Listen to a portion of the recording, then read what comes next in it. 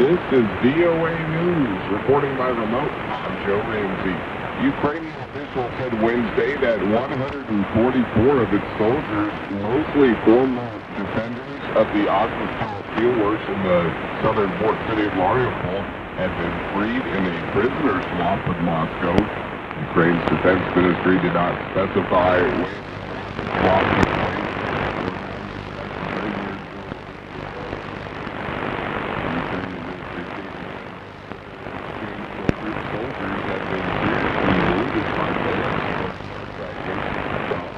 Suffering from burns and fractures.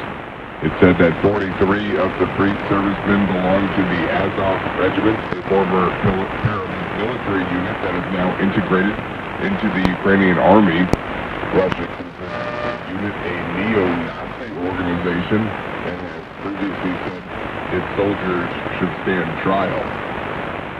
The day after Russian military shelled the Ukrainian region of Mykolaiv, Ukrainian emergency services released a video showing them rescuing civilians trapped in the rubble of a damaged building. AP correspondent Karen Chalmers reports. A drill is from the gate as emergency workers attempt to open up the entrance of the building badly shelled by Russian forces. After a short while, a man trapped in the top floor can be seen walking down a ladder with the guidance of a firefighter. The Russian strike targeted the city of Upfront in the Mykolaiv region. At least 2 people were killed, including a 6-year-old child. Several others were reported wounded, including a 3-month-old baby who is in a coma. I'm Karen Chalmers. Find more at voanews.com. This is VOA News.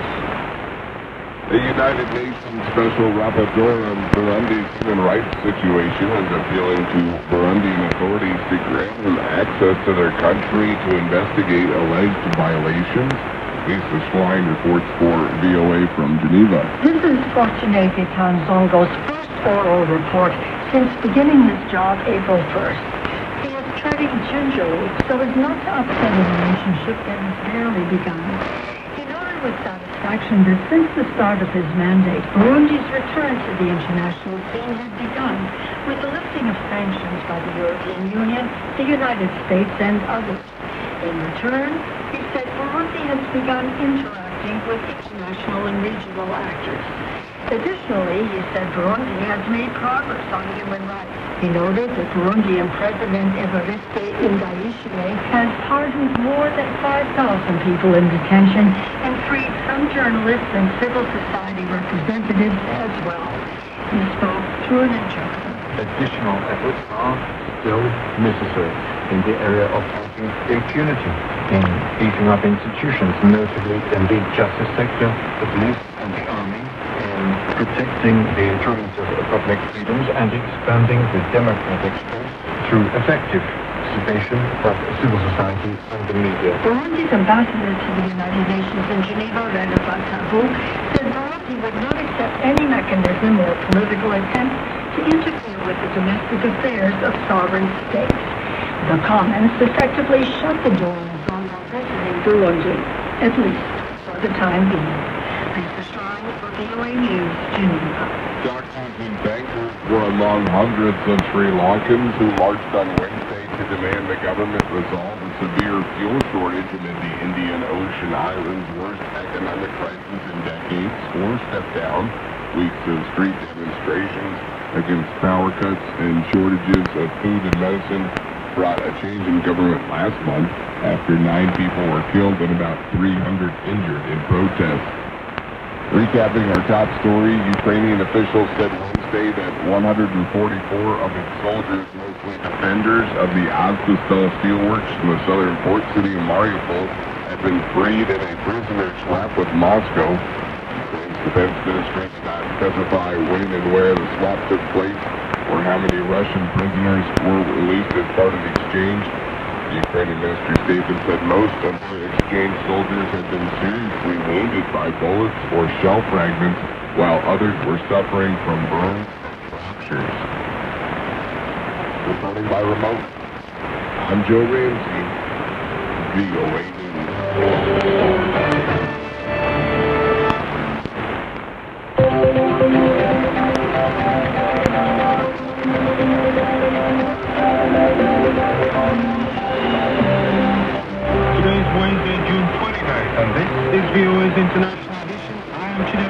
Washington.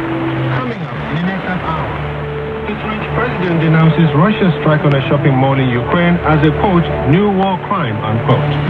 The city of Dnipro is one of the main hubs and main locations now for all the internally displaced people from the east regions. Britain rejects Scotland's plan for another independence referendum next year. The UK government has responded to the First Minister Nicola Sturgeon's. The position hasn't changed, that now is not the time for another referendum. And the UN says more than 266,000 violations were committed against children in global armed conflict. We'll have this story and more. International edition, stay tuned. France's President Emmanuel Macron has denounced Russia's fiery airstrike on a crowded shopping mall in Ukraine as a, quote, new war crime, unquote, and vowed the West's support for Kyiv will not waver. Macron said Tuesday that Moscow, quote, cannot and should not, unquote, win the war. This strike killed at least 18 people in the central city of Kremenchuk. Also Tuesday, Turkey lifted its objections to Sweden and Finland joining NATO ahead of an alliance summit in Madrid. VOA's Michael Lippin speaks to reporter Anna Chenikova about the latest fighting in the country.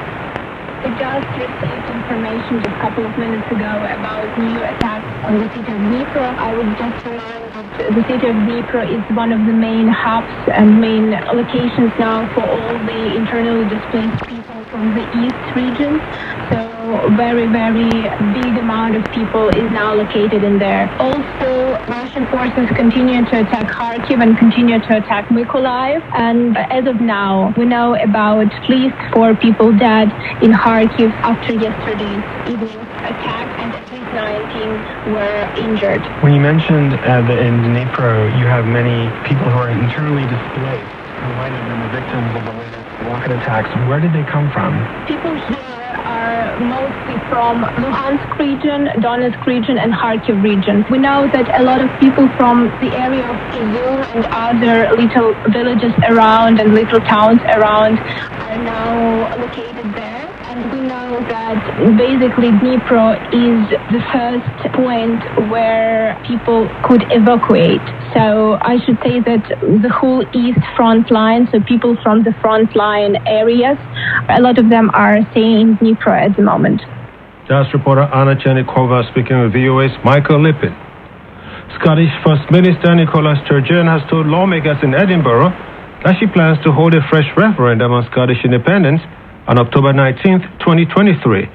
Scottish voters rejected independence in the 2014 referendum. The UK had said the issue was settled in 2014 vote.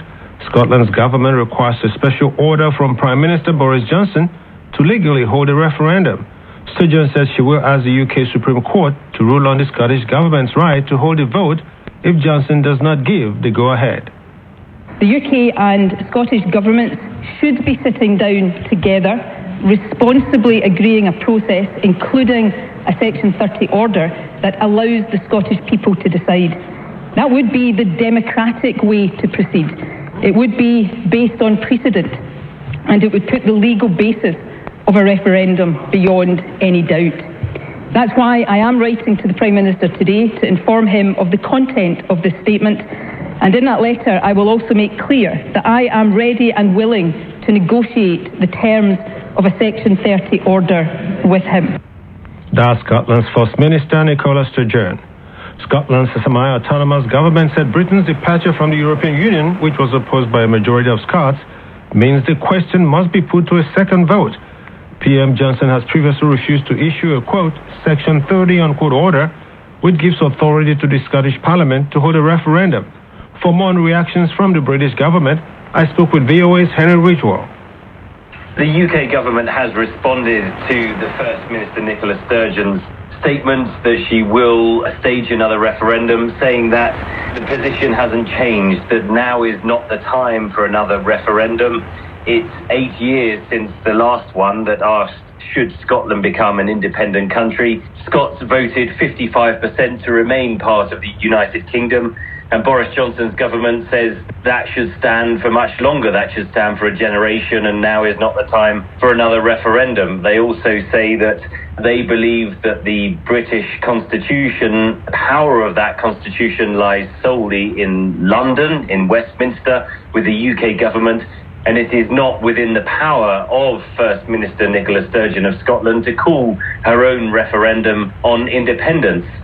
Has anything changed from about 8 years ago when this was held, and does the First Minister feel that the tide has somewhat changed, that the Scots will now have a change of mind and overwhelmingly vote for independence?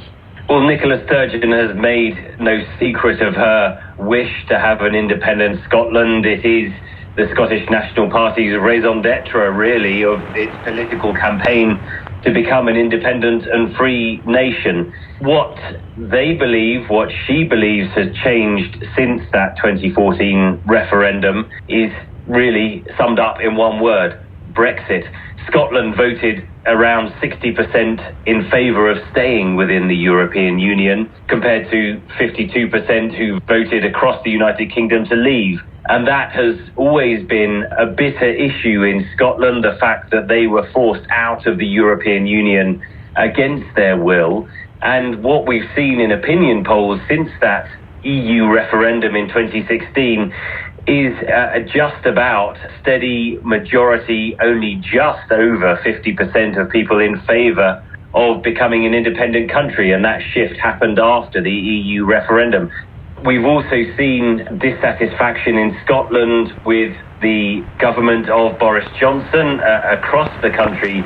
He is unpopular at the moment, but especially in Scotland, opinion polls show that popularity of Johnson is low, and so I think Nicola Sturgeon feels that now is the moment. The combination of British government that's imposing certain conditions on Scotland that Scottish people don't like, an unpopular Prime Minister in London, a lingering wish among some Scottish people to remain part of the European Union. Perhaps she feels that this is the last moment, the best moment to catch that wind in the sails of Scottish independence and try to get the process done.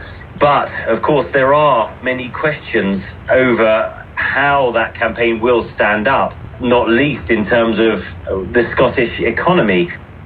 That's VOA's Henry Whitwell. The UN Children's Fund says more than 266,000 violations were committed against children in armed conflict between 2005 and 2020. Lisa Schlein reports for VOA from Geneva. An analysis of more than 30 conflicts across Africa, Asia, the Middle East, and Latin America finds children continue to bear the brunt of war and are forced to endure what it calls unspeakable horrors. Authors of a report on the subject say the figure in the report represents just a fraction of the violations believed to have occurred and does not reflect the magnitude of the crimes committed against children caught in conflict. Tasha Gill is UNICEF's Senior Advisor, Child Protection in Emergencies. She says children are victims of a staggering average of 71 verified grave violations every day. She says the report documents the killing and maiming of more than 104,000 children in conflict. Between 2016 and 2020, 82% of all verified child casualties occurred in only 5 situations: Afghanistan, Israel and the state of Palestine, Syria, Yemen, and Somalia. It is also important to note that many children experience more than one violation, increasing their vulnerability. She notes abduction often leads to other violations such as recruitment and sexual violence. The report has verified at least 25,700 child abductions by parties to conflict and more than 93,000 children recruited as soldiers by all parties to conflict. Additionally, the report says children have been raped, forcibly married, and sexually exploited, with at least 14,200 children also having been subjected to other forms of sexual violence. Gill calls sexual violence against children the most underreported of all violations.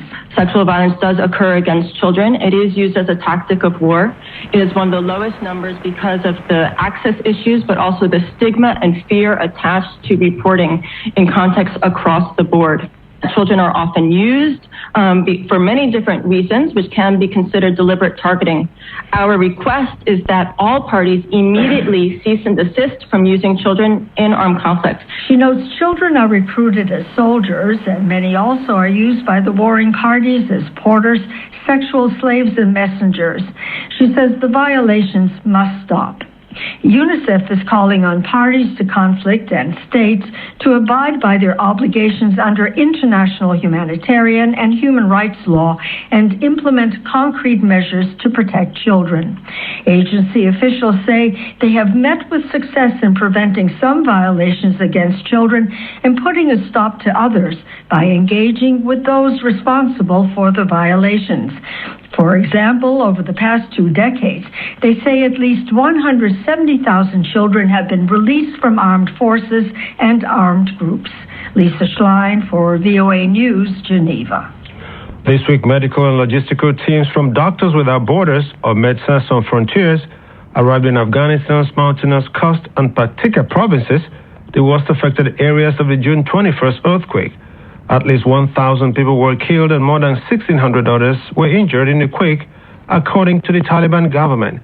Gaetan Drossard, MSF Operations Coordinator for Afghanistan, describes to VOA's Carol Van Dam what the teams found when they arrived. The earthquake had, definitely an impact on the infrastructure, so on the houses in the area. So a lot of houses in some of the villages that were visited by the team collapsed or were heavily damaged. So part of the population lost their houses. We saw also that, as it is the case in general in remote areas in Afghanistan, it's poorly covered by the health facilities. So you know that in Afghanistan, the health system has been always weak, and this before the change of regime in August, we were already facing a health system that was under-resourced, understaffed, and definitely, and this is something we highlighted in the past, the population living in the remote districts of Afghanistan often do not have access to healthcare. They have to move on the road and do long distances in order to reach hospital facilities that is functional with staff and medical supplies. What has MSF done to set up operations around that area now? Once we arrived at Bermal, we set up an OPD, so an outpatient department, in order to support the population with their primary healthcare needs. We also put in place, together with another medical organization, a capacity for an inpatient department in order to stabilize any patients that have been injured, having a broken leg or a broken arm, and that would need stabilization. And for the most severe one, we have been working with another organization to set up a referral system for them to have the possibility to be transferred to health facilities with more means. In the beginning, it was more these trauma injuries that your team was working on, but now what are you looking at for trying to help the Afghan residents who were most affected? So we will keep this small IPD bed capacity for stabilization. So it's 8 beds, and with a division for men and women. You know that in Afghanistan it's also something we have to pay attention to if we want the health facility to be used by the population. And besides that, we are looking also to other medical needs, such as acute watery diarrhea, which is new today in Afghanistan. That's Gaetan Drossard, Doctors Without Borders Operations Coordinator for Afghanistan. He was speaking from Brussels with my colleague, Carol Van Dam. In other news, desperate families of migrants from Mexico and Central America frantically sought word of their loved ones Tuesday. This as authorities begin the grim task of identifying 50 people who died after being abandoned in a tractor trailer without air conditioning in the sweltering Texas heat.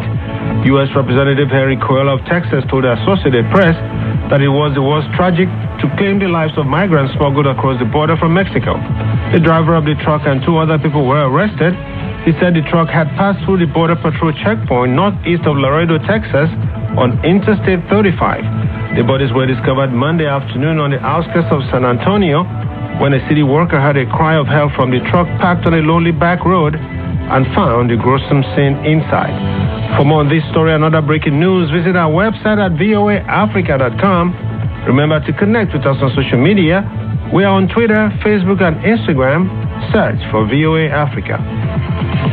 You're listening to VOA's International Edition. I am Chinedu Afo in Washington. Record-breaking drought in Ethiopia has caused child malnutrition rates to soar in the northern Afar region, where the only referral hospitals say babies are dying within hours of arrival. Ethiopia's war with Tigrayan forces has left less than 10% of the region's clinics functioning and hospitals struggling to cope. Halima. Doctors at the only referral hospital in Ethiopia's Afar region say they have admitted 369 severely malnourished children in just the past 3 months. With only 2 pediatricians serving an area of more than 1 million people, Dufti General Hospital is overwhelmed with weak children and desperate mothers. Aina Kadri's 1-year-old son has been on therapeutic feeding for 2 weeks. She says, when we came here, he wasn't eating food or drinking water.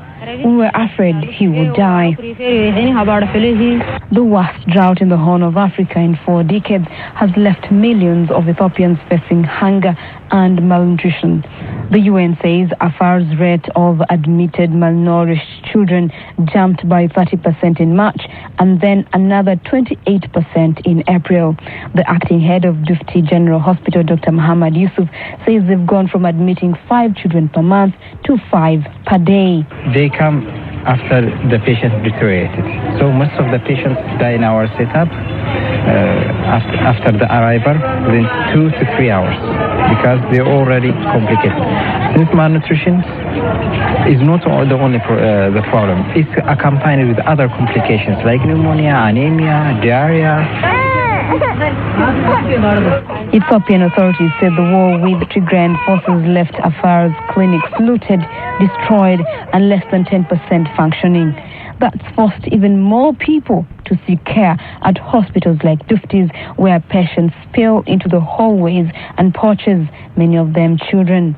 Amina Adam Ibrahim has been here for over 2 weeks with her sick baby.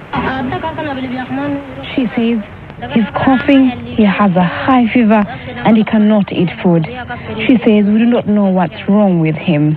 Michel Saad is head of the UN's humanitarian office in Ethiopia. He says there is a struggle to meet healthcare needs. There is a need to either rehabilitate other health centers somewhere else within Afar or to create new ones, even if momentarily. But so this is also something that we're trying to work on. I can tell you, unfortunately, it's not as fast as we would like to, but it's definitely on the radar, and we're following up on this. Meanwhile, Dr. Yusuf said some staff have given up and abandoned the hospital, making it even harder for remaining health workers to cope. Halima Othmani for VA News, Semera, Ethiopia. Thank you, Halima. Kenya is calling for urgent global action to address challenges facing oceans, seas, and the marine environment. Speaking in Lisbon, Portugal, during the opening plenary session of the Second United Nations Ocean Conference, President Uhuru Kenyatta said the world needs to work on tangible interventions to save the oceans. Reporter Marianne Ojiambo has the details. The 5-day United Nations gathering, which is co-organized by the governments of Portugal and Kenya, is expected to deliver science-driven innovations and solutions to protect the world's oceans. Kenya's President Uhuru Kenyatta co-chaired the opening plenary session of the second United Nations Ocean Conference in Lisbon. He told the 5,000 advocates and world leaders gathered there that many of the UN Sustainable Development Goals, or SDGs, lack financial needed support. Kenyatta said the most underfunded of them all is SDG 14, which regards protection of the world's oceans. It is our expectation, therefore, that this conference will shift gear from proposals to action. Action that is driven by science, technology, and innovation. We expect to hear about solutions, examples of nature-based solutions. We expect to understand the linkages between oceans, climate change, and land-based action, such as pollution. Overfishing in the oceans is threatening the stability of fish populations, while dumping of toxic waste into the water is altering and destroying marine ecosystem. Marcelo Rebelo de Souza is the president of Portugal. The right time, the right place, the right approach. The right place is in Portugal. The right time when the urgency of the pandemic or the war cannot be the excuse for forgetting the long-lasting structural challenges and their effect on our short-term, intense, unidimensional day-by-day living. The theme of the conference is the critical need for scientific knowledge and marine technology to build ocean resilience.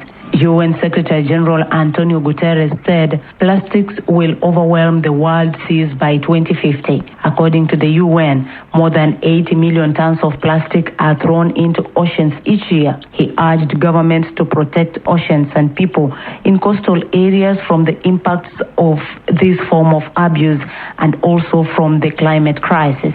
I am Moreno Giambo in Sacramento, California.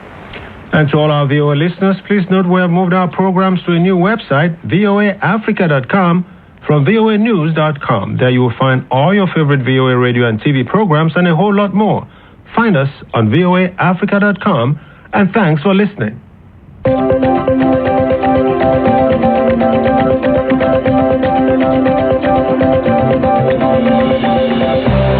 This has been International Edition on the Voice of America. On behalf of the entire production team, thank you so much for listening. Visit our website for in-depth coverage of world events and news 24 hours a day at voaafrica.com.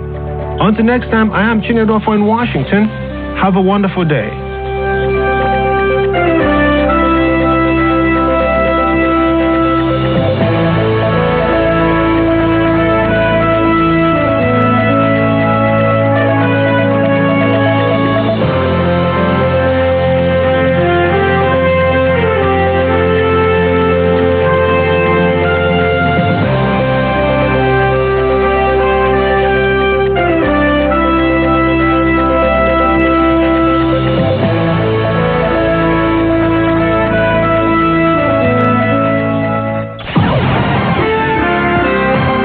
Next, an editorial reflecting the views of the United States government. The right to freedom of expression, including freedom of the press, faces profound challenges in our own hemisphere and around the world, declared Secretary of State Antony Blinken at the Media Summit of Americas in Los Angeles. He highlighted three common challenges in media and what the United States is doing to tackle them. In order to combat disinformation, the State Department has launched the first hub of the Digital Communication Network of the Americas, a network of journalists, civil society, and government officials who collectively can address and counter state-sponsored propaganda. They will also address journalist safety. Another challenge is the ongoing threats, harassment, and violence faced by members of the press across the hemisphere, said Secretary Blinken. At least 17 journalists have been killed in this hemisphere in this year, according to the UNESCO Observatory of Killed Journalists, including most recently Yesenia Molinero and Sheila Johanna Garcia, the director, and a reporter of the news website El Veraz in Veracruz, Mexico, shot to death on May the 9th. No region in the world is more dangerous for journalists. Governments are using legislation to quash free expression, as seen in the recent slate of restrictions adopted by El Salvador in the spring. In Cuba, Nicaragua, Venezuela, the simple act of carrying out investigative journalism is a crime. In response, the United States is working across the region to strengthen the rule of law and train judges and prosecutors to investigate and prosecute such attacks. USAID will provide up to $9 million to support a global defamation defense fund for journalists, which will offer liability coverage for reporters and news organizations targeted with unjust litigation. And the State Department is investing up to $3.5 million to launch a journalism protection platform that will protect and train journalists under threat. Third, the U.S. is working to make independent media more sustainable, said Secretary Blinken. We've committed $30 million to the International Fund for Public Interest Media, which will focus on assisting media in resource-poor and unstable settings, and $5 million to improve the financial viability of independent media outlets. A free, independent press across the Western Hemisphere is more important now than ever, said Secretary Blinken, for the well-being of our people, for the well-being of our communities, and for the well-being of our democracies. That was an editorial reflecting the views of the United States government.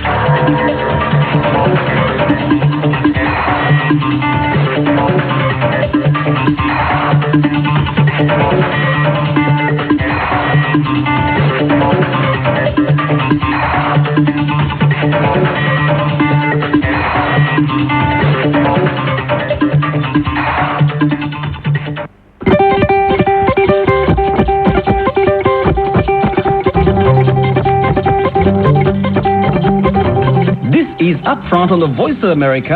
I'm Jackson Bunganyi in Washington. On this episode of Upfront, Belgium's King Philippe pays a visit to the Democratic Republic of the Congo, a historic trip that many said was an opportunity for reconciliation between the Congo and its former colonial master. Leopold's private property. It was the world's only privately owned colony. He called it the Congo Free State. It was not free. It was based on slave labor, essentially. And during the 23 years he owned it, Leopold made a profit from it, estimated at well over $1 billion in today's American dollars. That is Adam Hochschild, author of King Leopold's Ghosts, a classic best-selling book on King Leopold's rule over the Congo. Nigerian university students find ways to stay busy and engaged during their lecturers' strike. For me, I realized that I should not depend on general institutions to be capable. But as always, let's start the show by listening to your opinions on our Upfront on the Streets of Africa segment.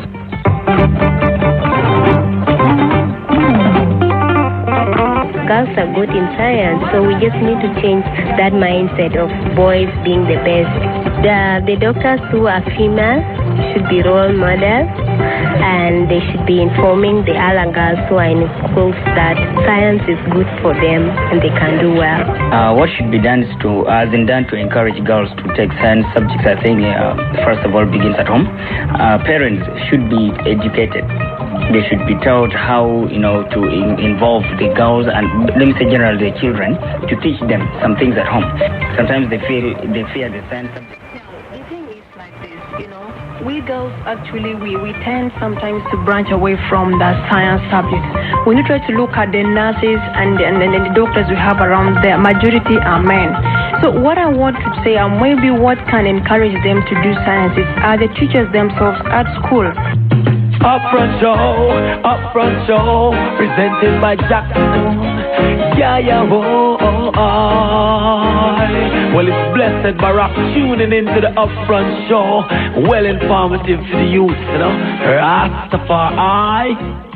In early June of this year, Belgium's King Philippe visited the Democratic Republic of the Congo, a historic trip that many said was an opportunity for reconciliation between Congo and its former colonial master. During his visit, King Philippe presented a repatriated ceremonial mask that was taken during his country's rule over the Congo. Philippe called the gesture the symbolic beginning of a renewed relationship between the countries. He also expressed what he called his deepest regrets, but he stopped short of offering a formal apology for what many scholars say was a brutal period of exploitation between 1880 and 1920, in which an estimated 10 million Congolese people were killed. Professor Adam Hochschild is the author of the best-selling book King Leopold's Ghost, a story of greed, terror, and heroism in colonial Africa. I reached him in California to talk about the significance of King Philippe's visit to the DRC. Based on your research or your understanding of this person, King Philippe, what relation is he to King Leopold, and how much of his current wealth can be traced to Congo and its history of violent exploitation by King Leopold? He's not a direct descendant of King Leopold, but he is, I believe, the great-great-great-nephew of King Leopold, so he's part of the family. Okay. And yes, the Belgian royal family, like several of the royal families of Europe, has a lot of wealth. Its origins are in Belgium's exploitation of the Congo. Leopold, during the time that he owned what today is the Democratic Republic of Congo, it was then, before it became the Belgian Congo, it was for 23 years Leopold's private property. It was the world's only privately owned colony. He called it the Congo Free State. It was not free. It was based on slave labor, essentially. And during the 23 years he owned it, Leopold made a profit from it, estimated at well over $1 billion in today's American dollars. And of course, money made well over a century ago invested in many things since then, has continued to grow, and some of it has passed down into the Belgian royal family.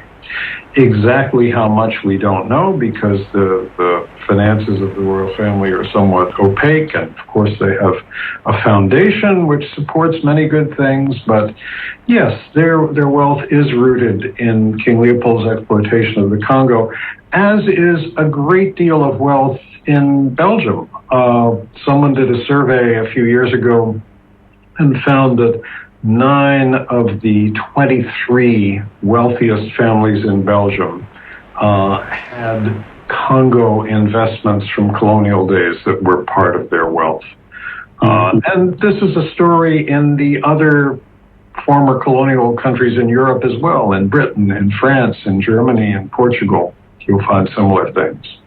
Now, has there been any movements or campaigns for reparations or, I guess, for some sort of restorative justice, like the one we saw in Namibia when the Germans were finally forced to recognize? Yeah, there has been. It hasn't gone as far as what happened in Namibia, where the Germans actually did make a payment, I believe.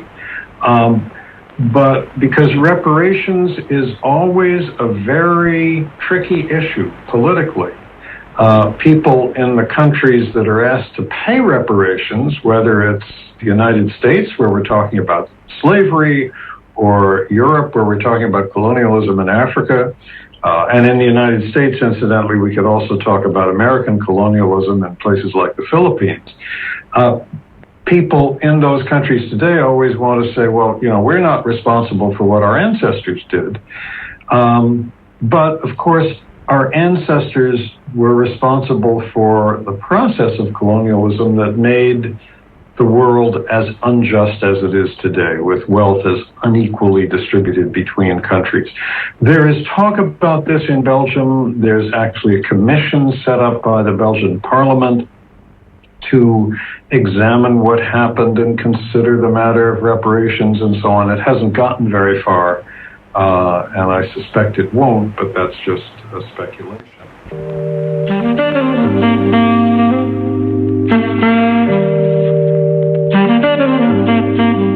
You're listening to Upfront on the Voice of America. I'm Jackson Vunganyi. We are chatting with Professor Adam Hochschild, author of the best-selling book, King Leopold's Ghost, a story of greed, terror, and heroism in colonial Africa.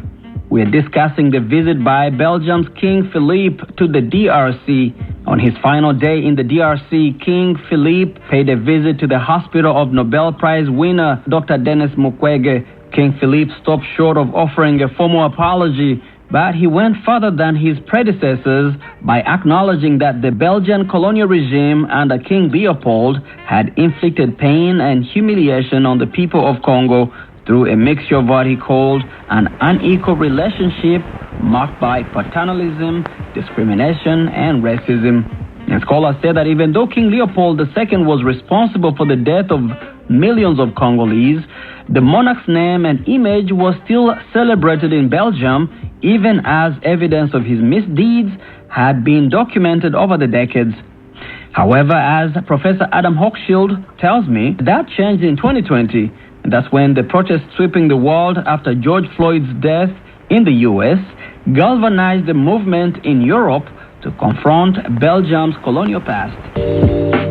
One thing which did happen in Belgium, as it did in many countries around the world, the reverberations from the televised murder of George Floyd 2.5 years ago really sent shockwaves around the world. It made people in many countries much more aware of the histories of racism that so many countries have.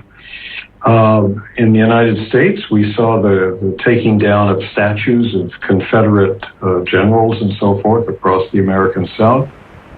In Belgium, statues of King Leopold came down. They had been regularly defaced for years, where people would throw a bucket of red paint over a statue of the king or something. Now, a number of them have come down. Not all of them, but some of them have. Now, there were many European powers that colonized different parts of Africa, and many stayed for a long time. But what would you say made Leopold stand out? Was it more because he literally owned that part of the Congo, or how much suffering his rule brought to the Congolese? Well, I think you're right. The fact that one man owned all of this territory for 23 years was really unusual and different from the colonization that took place elsewhere in Africa. This made him a target of human rights campaigners who were outraged by the slave labor system he developed to exploit the ivory and wild rubber that grew in the Congo. However, when you look at what was happening in surrounding countries that had the same natural resource, and the big resource at this time, about 120 years ago, was wild rubber, because there was a tremendous rubber boom all over the world. They just invented the inflatable tire. They just invented the automobile. Everybody wanted rubber. Other colonies in Africa also had wild rubber. The French Congo, today the Republic of Congo, across the river from Leopold's Congo, the Cameroons, which Germany owned, northern Angola under the Portuguese. And seeing how much profit Leopold was making, they all used the same forced labor system that he developed. And in those colonies where we have accurate statistics, the most accurate are from the French Congo, the death rate was just as high as it was in Leopold's Congo. But there was this thing of Leopold's Congo being owned by one man. He was also one man who was the king of a rather small country. And so the human rights campaigners focused on him. There weren't the political complications that you would get if you focused on a big country like France or Germany. So Leopold kind of became the butt of this worldwide human rights campaign, people largely ignoring that a similar system for exploiting African labor was in use in other colonies as well. Now, King Philip is in the DRC, very well received by the authorities. Many assumed or expected that he would formally apologize to the Congolese. Why do you think he's hesitant to make that full apology? And what would the apology actually mean? Well, I think people make a distinction, and you would have to actually talk to a lawyer to get the full meaning of this, I think. People make the distinction between expressing an apology, which sort of is a statement that I or somebody I'm connected to actually did something wrong, and expressing regrets. And regret sort of makes it a little bit more distant, and I think doesn't raise so quickly the issue of reparations.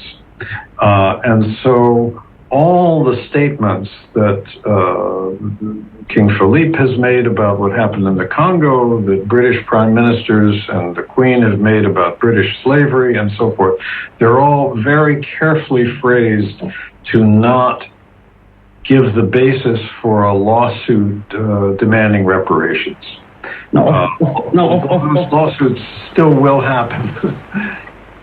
And of course, these monarchies or these institutions have enough wealth to actually pay up if they were ever forced to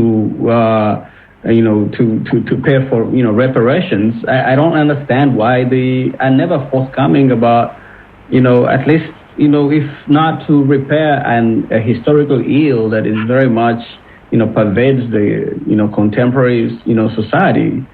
Especially in the DRC right now, we can see that some of the impact of Leopold's rule in the DRC is still very much the reason why the Congo has not been able to get their act together up to now. Yeah. Actual payment of reparations is fairly rare, but obviously I think we need much more of it.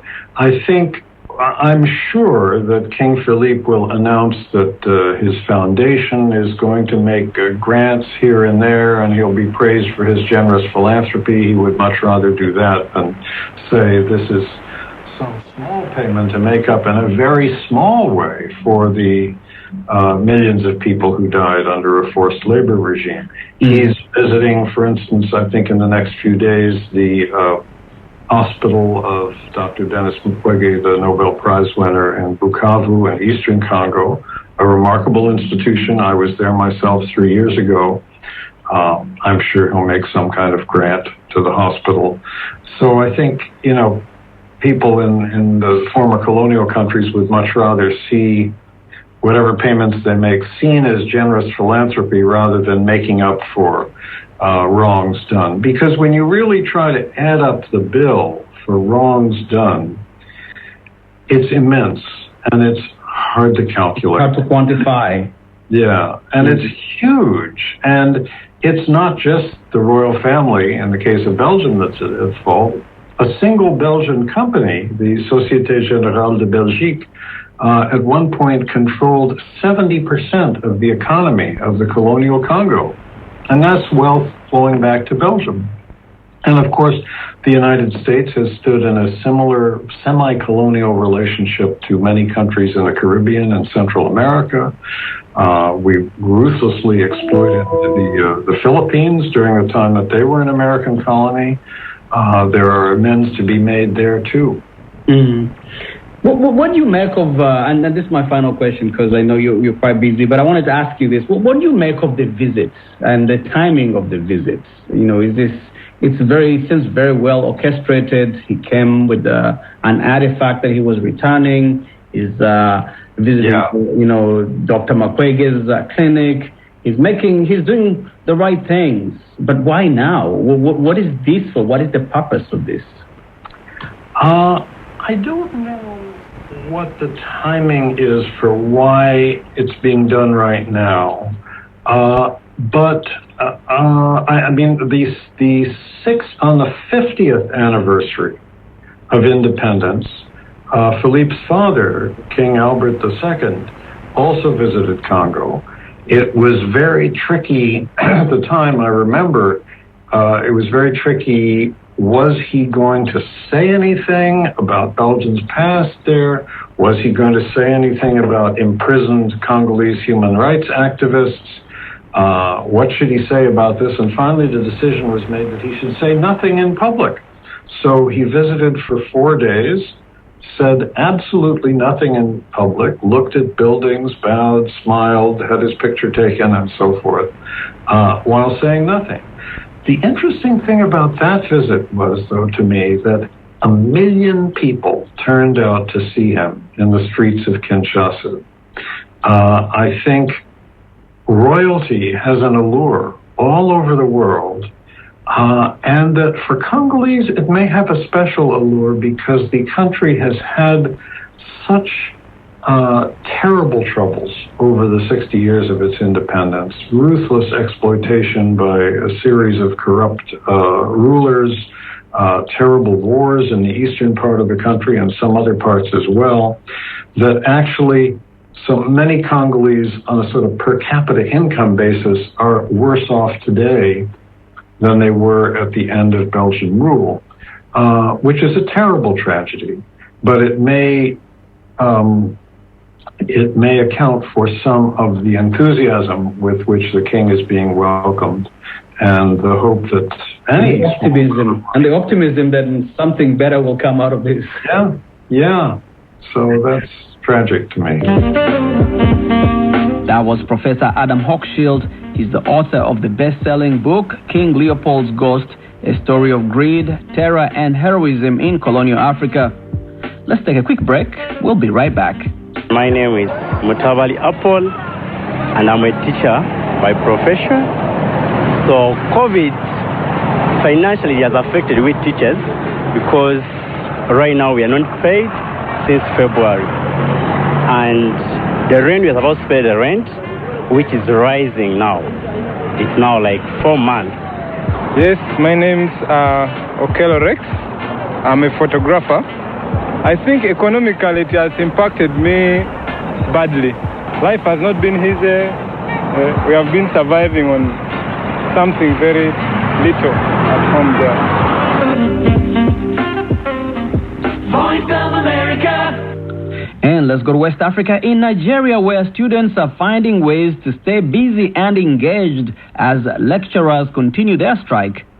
The lecturers say the federal government has failed to address issues raised by the Academic Staff Union of Universities, ASUU.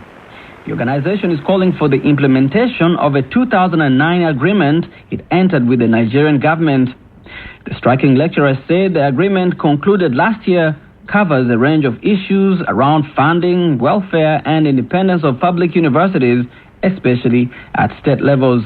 But as lecturers stay away from the classrooms, how are students spending their time?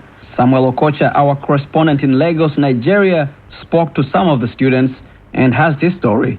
For me, I realized that I should not depend on general institutions to be capable. Omodane Temita is in his final year as a mechanical engineering student at the University of Lagos. His graduation has been delayed due to strikes by university lecturers, but he says he sees a bright side. I realized that I cannot be defined by just a degree. So it's who I am after all that I've been trying to work on and trying to build.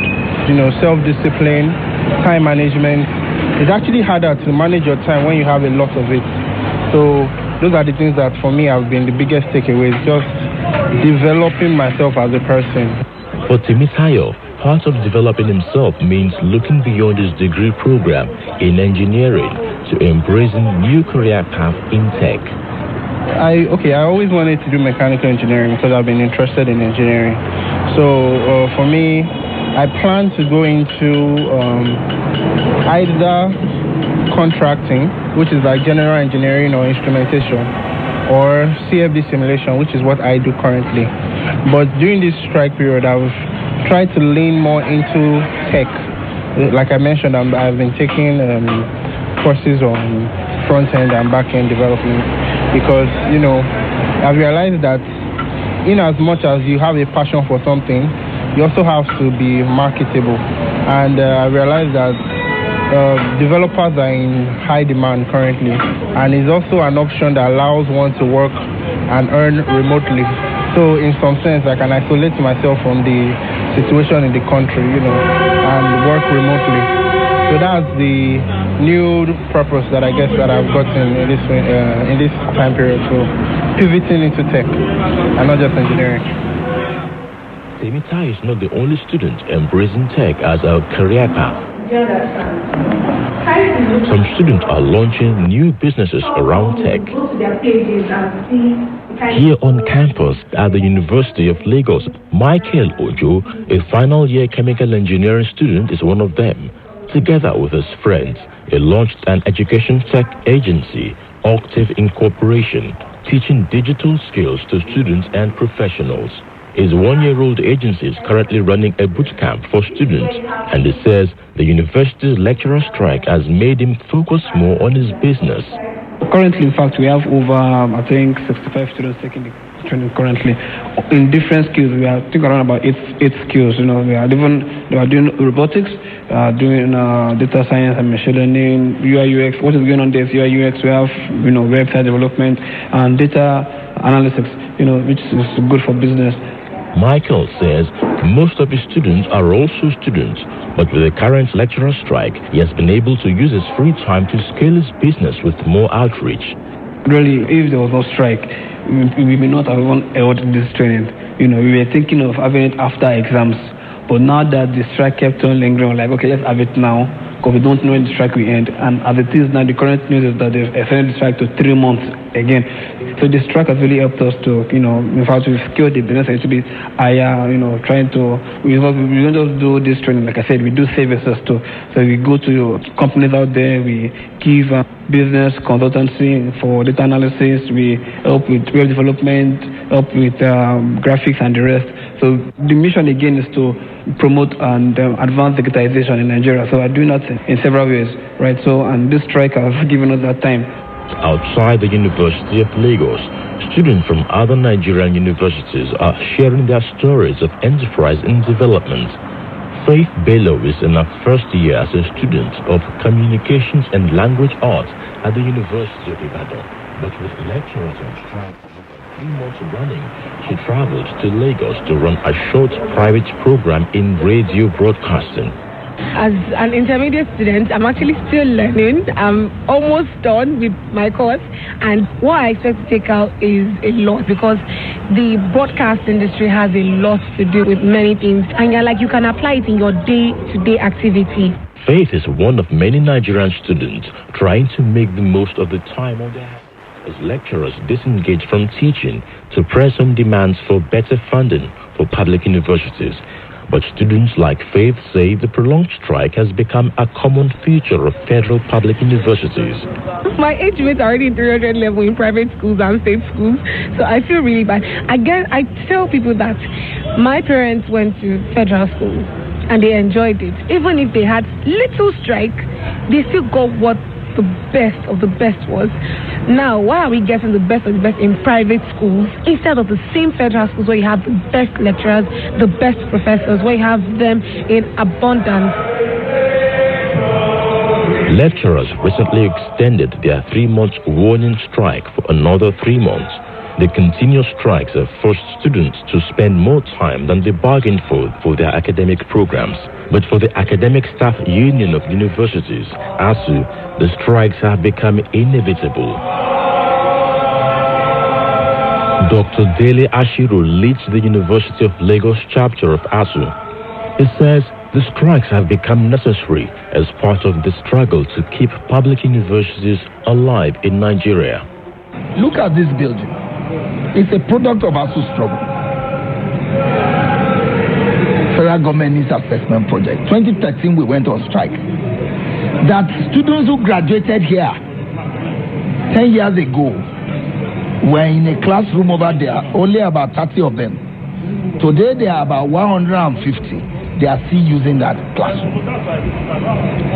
It was part of our compelling government that brought about this structure. The same thing this one. If you go around campus, you see tech fund building, needs assessment. These are byproducts of our struggle.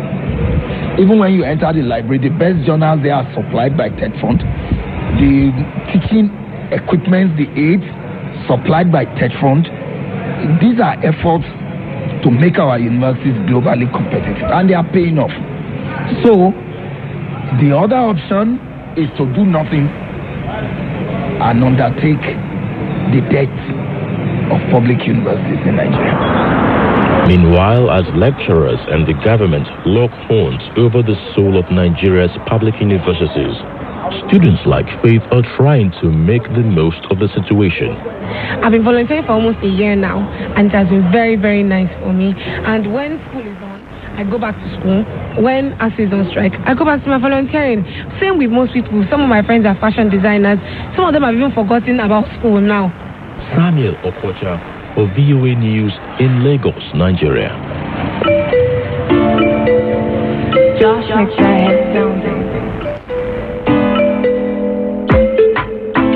And that's it for this edition of Upfront on the Voice of America. My name is Jackson Vunganyi. Thank you to all our guests and to all of you, our listeners, whether you tuned in online or on radio, on FM or shortwave. Remember to connect with us on all social media platforms. We are at VOA Africa on Instagram, on Facebook, on YouTube. We are also on Twitter. My personal account is Upfront Africa. I'll catch you next time right here. Stay well, stay healthy. Goodbye, Africa.